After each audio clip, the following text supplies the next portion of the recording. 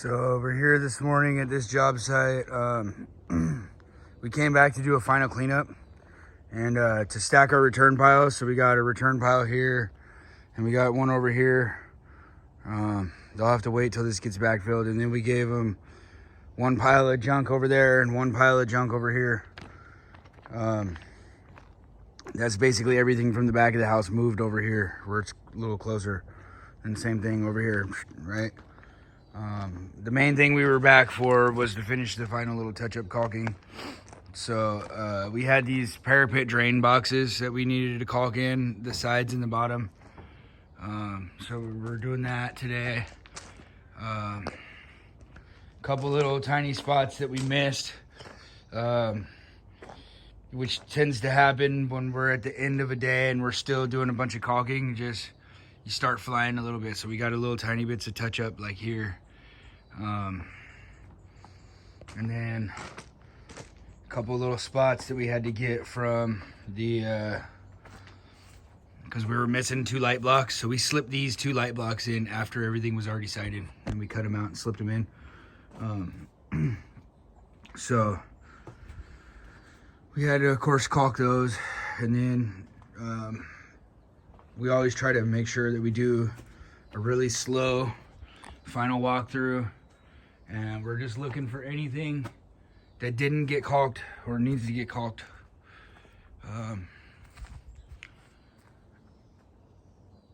And that's usually our final day of sighting. So there's just a couple of little spots that we wanted to hit up on this back wall. One up here where the transition of the roof is. I actually like to really get back in this corner and stuff a bunch of caulking here so water can't get back behind that board. And then what we do is we also, prior to install, we stuff a bear skin back there, right? So we put a bear skin up under here and it comes out over the bottom or the top of that board right there, under that board, right? So that helps if water does get back there, it pushes it out. So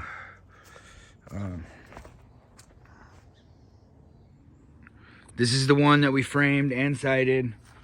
The framing, we're still waiting for the engineered solution. But it sounds like the inspector was just making stuff up, to be honest with you. I'm not an engineer and neither is the inspector, right? He just went to training for the county to be able to inspect. He was trying to give me the rundown on all this different shear and this and that and the other. I can't call it. All I can do is follow the instructions that we're given. And that's what I'm doing. So, because there is straps on this wall and that would count for shear. Coming up this way, level to level, strapped together, plus the shear panels going here,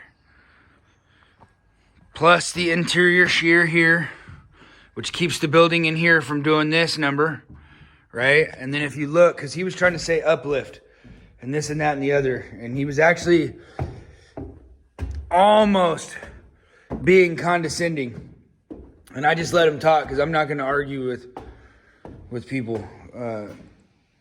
Again, it's not up to me, it's up to the engineers and the designers of the house that we're on.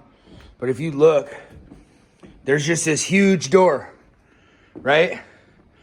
So even if that lower shear wall was sheeted all the way up through, what shear are you really holding on the bottom of this door, right? So to me, in my mind, the shear from the designer and the engineers was all pushed out this way, which is why there's the level to level straps, and then these sheets hold it all together. Same thing over here. There was a level to level strap, right? It was right here, level to level. And then you have that shear that comes up and over right here, because this all got sheared before we built these walls, right? So in my mind, that's what it is. You know, but who am I to say? Because there was a discrepancy in the prints. And again, I pointed that out immediately to the project managers, at the time, and then proceeded to just build. So that's where we're at here. And we're just waiting. We're in limbo on that. So there might have to be some kind of hold downs or something added from level to level in these zones somehow, maybe on the side of the trimmers or something. But the only other thing is that we're waiting on what they want to do here, which is probably just going to be a head out. So I think what they're going to do is they're going to have the plumber come back and just get these couple water pipes out of the way, and then I can chop suey, put a head out in here on both sides, bam, bam, web filled and everything, face nail hangers, and then they can just drill right back through and just put their pipes back in or whatever they need to do, and they'll be fine. So I think that's the solution for that. I think is where we're at. And the absolutely last thing that we need to do at this house, which we're gonna do today, is we have to fur this right here. Because again, this goes from interior shear wall, garage, to exterior shear wall, right? So we need to fur just these couple studs out so that way when they do the drywall, it floats right over, right? And you can see that we did it on this side already. So that's where we're at. So anyways, thanks for checking out our work. Talk to you later.